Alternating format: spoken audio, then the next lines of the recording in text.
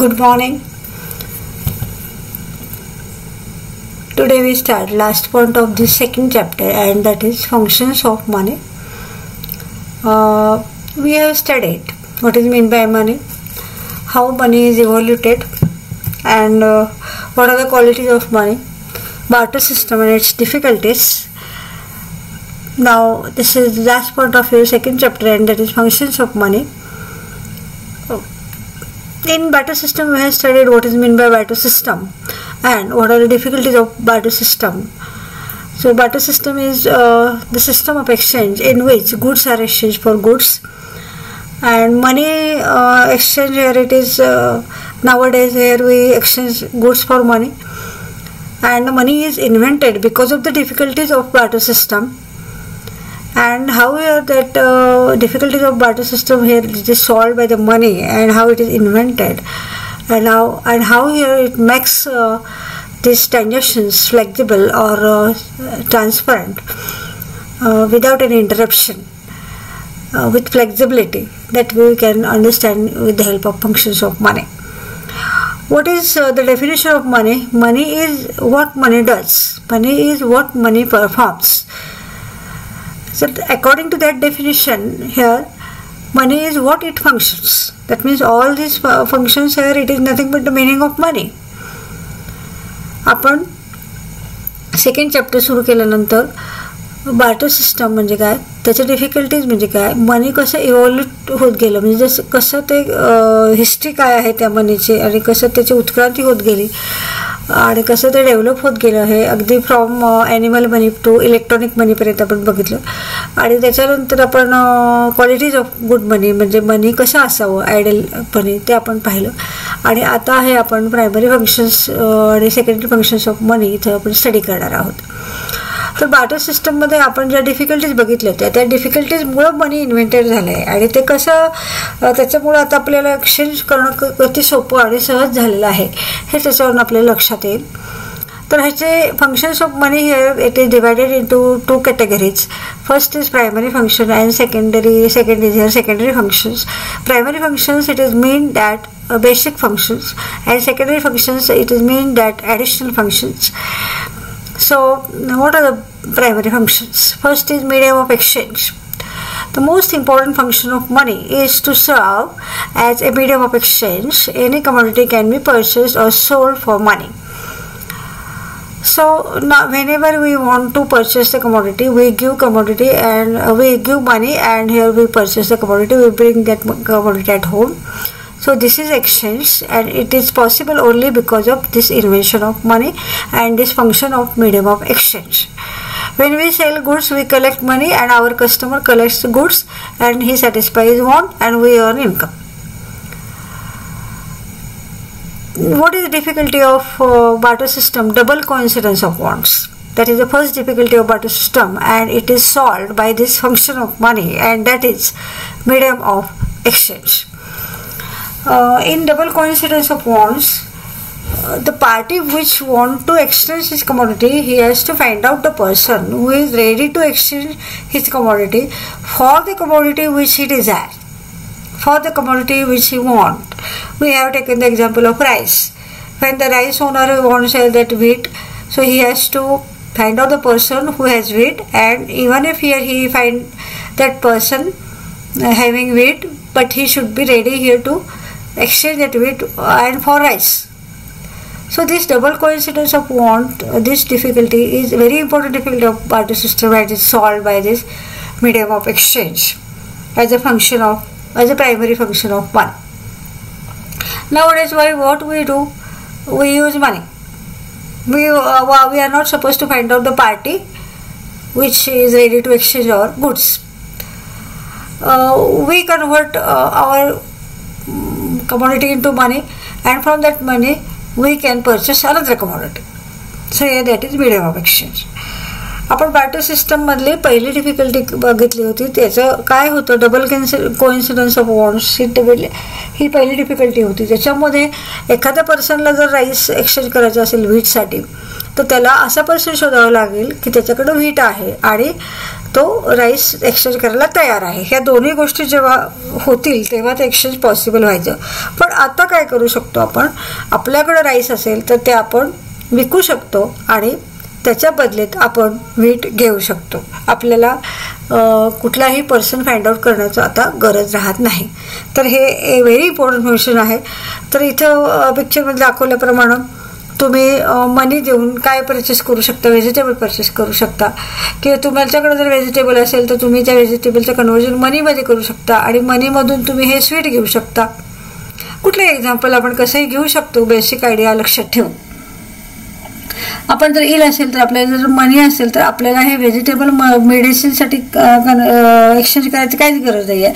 आपण हे व्हेजिटेबल विकू शकतो बाजारमध्ये, मनी कलेक्ट करू शकतो आणि त्यापासून मेडिसिन घेऊ शकतो. तुम्ही जर फार्मर असाल तर तुम्ही व्हेजिटेबल विकता आणि ते विकल्यानंतर तुम्हाला जे पैसे येतात त्या पैशामधून तुम्ही स्वीट करू शकता, मेडिसिन खरेदी करू शकता, अजून पण काय खरेदी करू शकता. समजा मेडिसिनचा व्यापारी असेल तर तो मेडिसिन सेल करेल आणि त्याच्या पण त्या पैशातनं तो हे दोन्ही वस्तू घेऊ शकेल, असं पण आपण म्हणू शकतो. म्हणजे बेसिक आयडिया थीम काय आहे त्याच्यावर तुम्ही एकदा एक्झाम्पल तुम्ही कुठलंही देऊ शकता. तर ते आहे हे प्रायमरी फंक्शन मधलं पहिलं फंक्शन आहे medium of exchange. And now second function it is measure of value. So it is common denominator. Means price is the value of commodity or a service expressed in terms of money. Money enables to compare the prices of commodities. Different currencies are used to express the value of commodities in different countries. तर अगोदर हे measure of value म्हणजे कसं काम करतं आणि मग त्याचे करन्सीज कुठले आहेत ते आपण पाहू. So what is meant by price? Price is nothing but the value of commodity or service. For example, textbook is for ₹100. The value of textbook is 100. If you are taking services of any person, of any doctor or advocate, whatever fees you paid, here that is nothing but a value of their services. So here we can express the value of goods and services in the form of money, which is common denominator. And because of that we can here compare the values or prices of the commodities and we can decide what is to be purchased. That means our buying decision or selling decision depends upon this valuation of commodity in the form of money. आता बघा आपण मार्केटमध्ये पूर्वी कसं होतं, goods are exchange for goods. म्हणजे आता समजा राईस आणि व्हीट एक्सचेंज करायचं असेल तर राईसची व्हॅल्यू कदाचित जास्त असू शकते, पण तो तरी सुद्धा त्या 1 kilo rice is equal to 1 kilo wheat असं होऊ शकत नाही. समजा राईसची प्राइस जास्त असेल तर ते ट्रान्झॅक्शन हे प्रॉपर ट्रान्झॅक्शन होत नव्हतं. पण आता कसं होतं, राईसची व्हॅल्यू मनीमध्ये होती आणि त्याच मनीमधून आपण व्हीट परचेस करू शकतो. तर त्यामुळे हे measure of value is also very important and basic function. म्हणजे कुठलंही आपण कंपॅरिझन करू शकतो. आता व्हेजिटेबल हे व्हेजिटेबल बकेट 400ला आहे, हे काय म्हणायचं स्वीट डिश आहे ही डिश 600ला आहे. असं आपण कुठल्याही याचं व्हॅल्युएशन करू शकतो. मग ह्याच्यामध्ये आपण जर डायटिशियनला जर विचारलं तर ह्यातलं कुठलं योग्य आहार आहे तर तो आपल्याला नक्की सांगतो की फ्रुट्स अँड व्हेजिटेबल्स घ्या. जरी किंमत कमी असली तरी सुद्धा ते न्यूट्रिशियस आहे. असं कुठल्याही प्रकारचे आपण निर्णय इथे घेऊ शकतो किंवा आपण डिसिजन मेकिंग पॉवर आपल्याला घेताना हे comparison of values of different commodities are very important. So कुठल्याही गुड्स आणि सर्व्हिसेसची व्हॅल्यू ही मनीमध्ये एक्सप्रेस केली जाते आणि त्याच्यामुळं आपण कम्पेअर करू शकतो वेगवेगळ्या प्रोडक्ट्स आणि त्याच्यामधून आपण आपला बाईंग डिसिजन घेऊ शकतो आणि त्याच्यामध्ये ट्रान्झॅक्शन हे खूप सोपं होत जातं. तर ते आहे मेजर ऑफ व्हॅल्यू. त्याच्यामध्ये मग आपण कुठलं बार्टर सिस्टमची कुठली डिफिकल्टी ह्याच्यापासून दूर होते, तिथे व्हॅल्युएशन आपल्याला करताच येत नव्हतं आणि त्यामुळे आपण तिथं मेजरमेंट करू शकत नव्हतो. ट्रान्झॅक्शन होताना हे असेच बाय गेसिंगने होत होते. मग कुणाचा फायदा व्हायचा कुणाचा तोटा व्हायचा. तर हे आता आपल्याला मनीचं इन्व्हेन्शन झालं त्याच्यामुळे हे आता आपल्याला सोपं झालेलं आहे. तर आता मनी युनिट मी मागं पण सांगितलं तुम्हाला, रुपीज म्हणजे मनी युनिट ते आपल्या इंडियाचे करन्सी आहे. वेगवेगळ्या देशामध्ये वेगवेगळ्या करन्सीज वापरल्या जातात. त्या कुठल्या आहेत बघू आपण. रुपी इंडियामध्ये रुपी आपण यूज करतो. डॉलर हे USA मध्ये यूज केलं जातं. पाऊंड हे UK मध्ये यूज केलं जातं, युनायटेड किंगडम इंग्लंडमध्ये, आणि yen in Japan. So income and expenditure of all kinds, assets, liabilities are stated in terms of money as a unit of account. पण काय पण असू दे, आपण किती एक्सपेन्स केला, आपल्याकडे कितीचे ॲसेट आहेत, माझी एवढी मालमत्ता आहे, माझी तेवढी आहे. बघा, रिचेस्ट पर्सनची मालमत्ता तर जाहीर केली जाते, प्रॉपर्टी किती व्हॅल्युएशन आहे त्याचं. ॲक्टर्स आणि ॲक्ट्रेसेसची तुम्हाला माहिती आहे प्रॉपर्टीचं व्हॅल्युएशन करून त्याचं डिक्लेअर केलं जातं की या ॲक्टरची एवढी हे आहे, प्रॉपर्टी आहे, त्या ॲक्टरची एवढी आहे, हा रिचेस्ट पर्सन आहे, हा इंडियातला रिचेस्ट पर्सन आहे, हा जगातला रिचेस्ट पर्सन आहे. असं सगळं हे कशामुळे शक्य होतं, तर आपण प्रत्येक तुमच्या प्रॉपर्टीचं व्हॅल्युएशन मनीमध्ये करू शकतो आणि म्हणून हे इथं शक्य झालेलं आहे. नाव next is here secondary functions. त्याच्यामध्ये पहिले येतं बघा standard of deferred payment. Actually अगोदर डिफर्ड पेमेंट म्हणजे काय समजून घेऊया. Deferred payment is nothing but a payment which is to be paid in future. So here that is called as deferred payment. म्हणजे आता बघा, आपण इथे स्टोअर ऑफ व्हॅल्यू जे त्याची डिफिकल्टी होती, म्हणजे we cannot store the value of any commodity because of here that perishable nature of products are exchange, और so therefore we cannot store our property.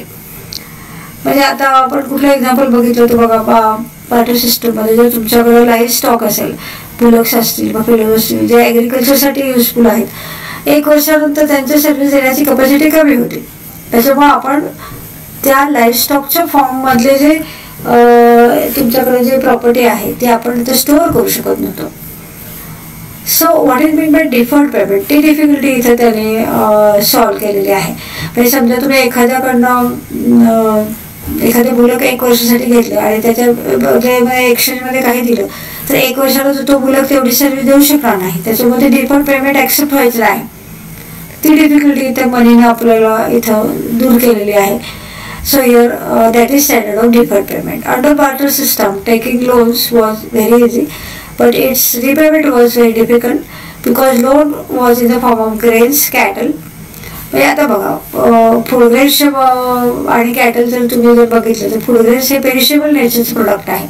त्याच्यामुळं आपण आता तू मला हे काहीतरी बफेलो दे, नाही तर बुलक दे आणि मी तुला एवढे ग्रेन्स देतो फ्युचरमध्ये असं म्हटलं तर ते ग्रेन्स त्यांनी जरी दिले तरी त्याची पेरिशेबल नेचर असल्यामुळे ते it is subject to damage in short period of time. Therefore, it is not possible.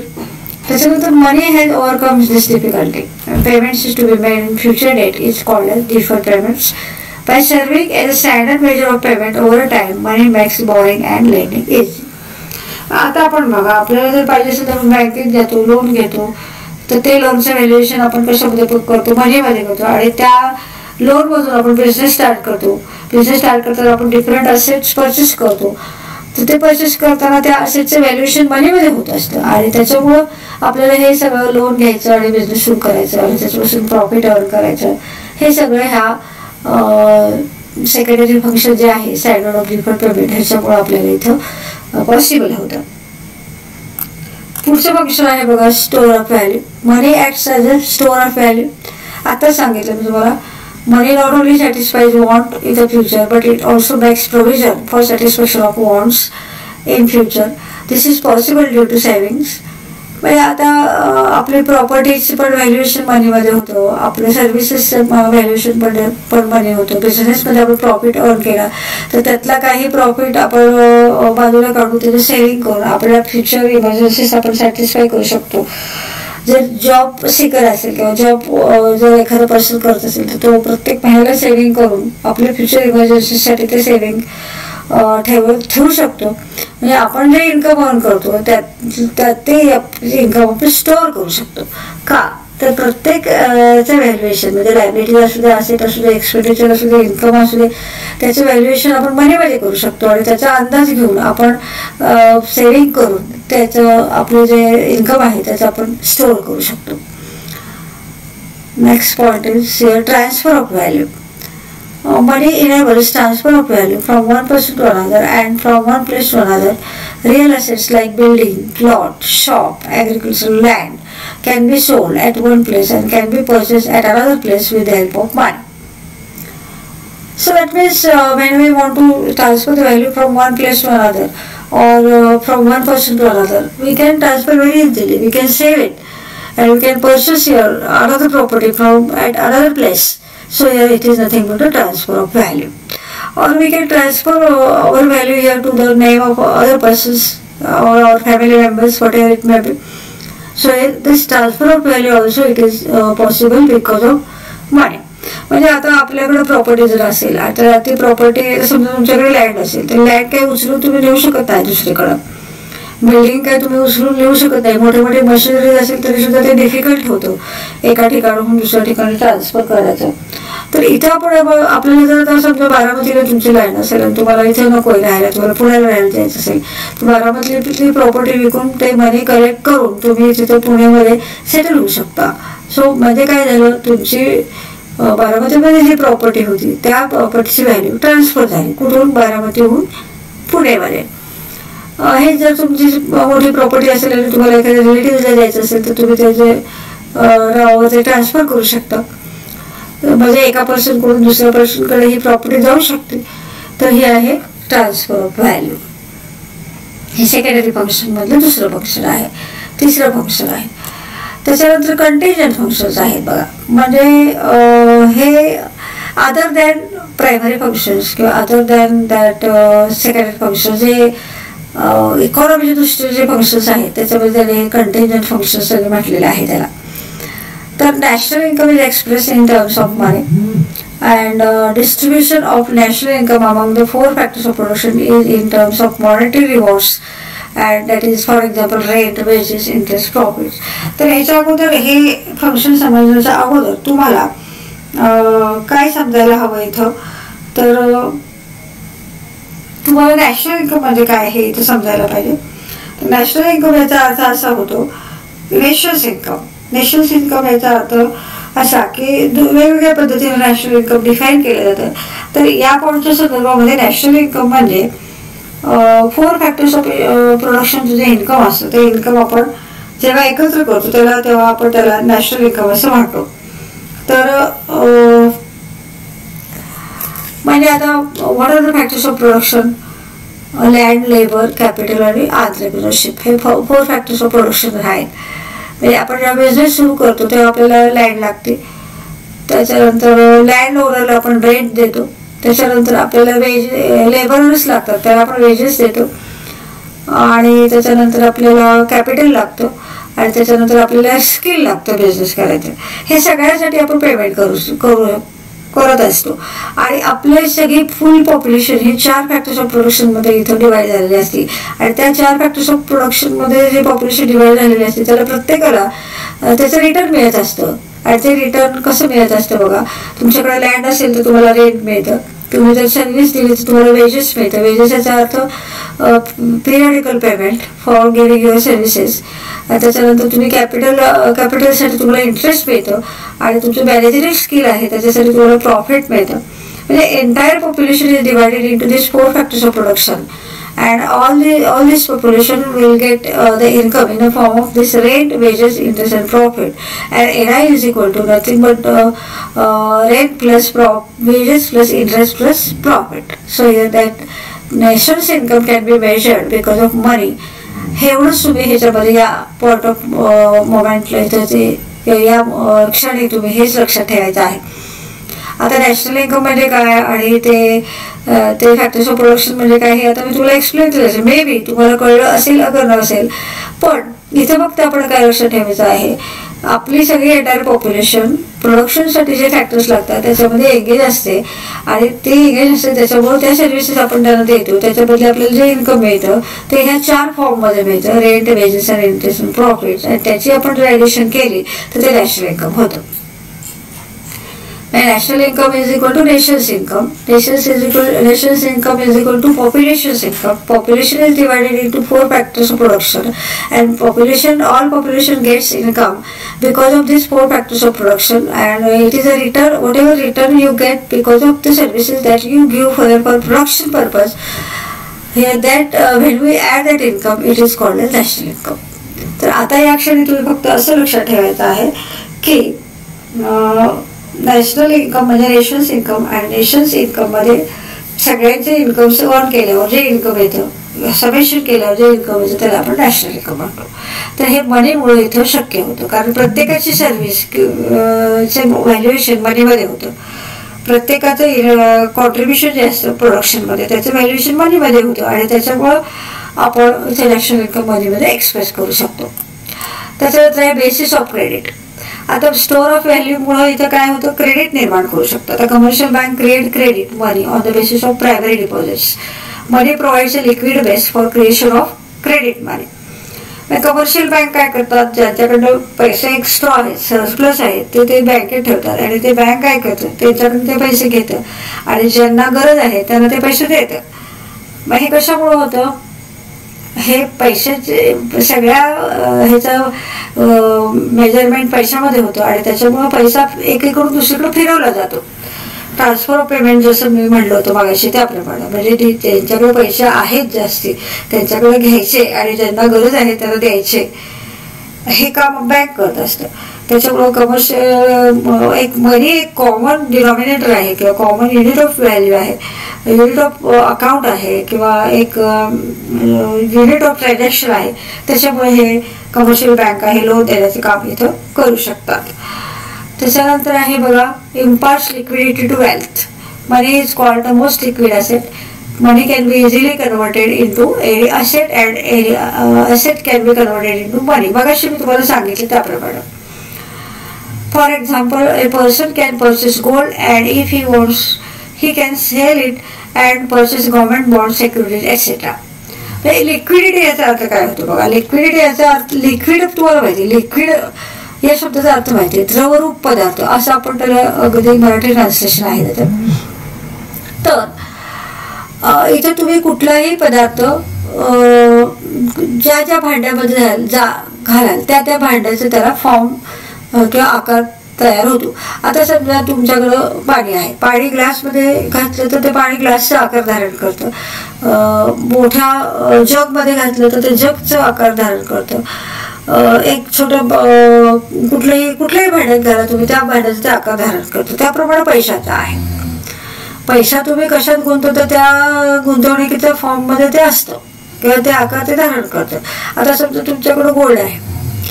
आता गोल्डचे तुम्हाला इथं मार्केटमध्ये काय व्हॅल्युएशन कमी झालेलं असेल तर तुम्ही ते गोल्ड घेतलेलं असतं आणि नंतर मग त्या गोल्डमध्ये काही फायदा नाही आहे त्या ट्रेडिंगमध्ये असं तुम्हाला वाटलं तर ते गोल्ड तुम्ही विकू शकता आणि त्याच्यातून तुम्ही गव्हर्नमेंट बॉन्ड्स घेऊ शकता किंवा शेअर्स घेऊ शकता किंवा शेअर बाजारामध्ये गुंतवू शकता. म्हणजे ही लिक्विडिटी आहे. म्हणजे तुम्ही मनीमुळं तुमची प्रॉपर्टी कशातही तुम्ही ते कन्वर्ट करू शकता. एक असेट विकून दुसरे असेट घेऊ शकता. So it imparts liquidity. म्हणजे हे तरलता असं त्याला मराठीमध्ये असं म्हणू शकतो.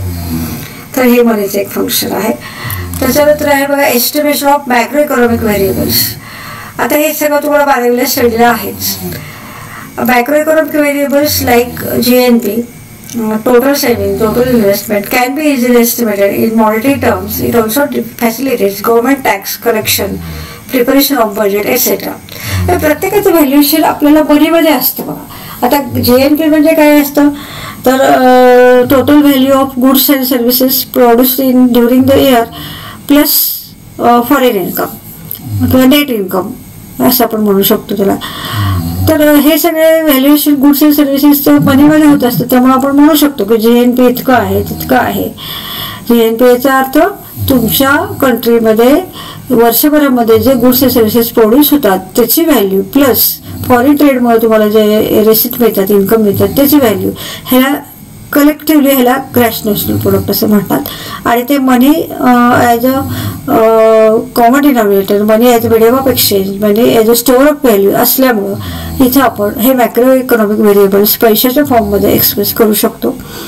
त्याच्यानंतर आहे सेव्हिंग्स. तुम्हाला माहिती आहे इन्व्हेस्टमेंट किती आहे, कंट्रीची इन्व्हेस्टमेंट किती आहे, कंट्री सेव्हिंग किती आहे, त्याच्यानंतर गव्हर्नमेंट टॅक्स किती % आहे, पर्सेंटेज काढून आपण तो टॅक्स ठरवू शकतो आणि तो देऊ शकतो. आणि गव्हर्नमेंट बजेट प्रिपेअर करतं ते सुद्धा आपल्याला मनीमुळे इथे शक्य होतं.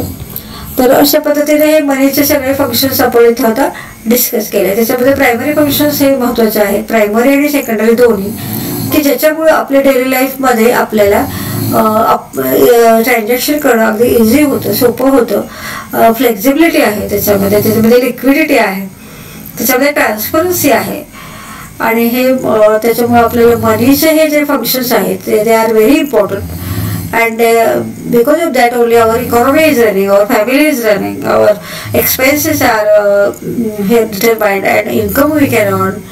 So here it is very important point of this chapter as well as the point of economics. As a economics student तुम्हाला हे अगदी मनीचे फंक्शन चांगले माहिती पाहिजेत, ते तुम्ही पुन्हा पुन्हा इथं हे व्हिडिओ लिसन करा आणि रीड करा. आणि एखादं पॉईंट काय समजलाय तर तुम्ही ते व्हॉट्सअपवर विचारू शकता.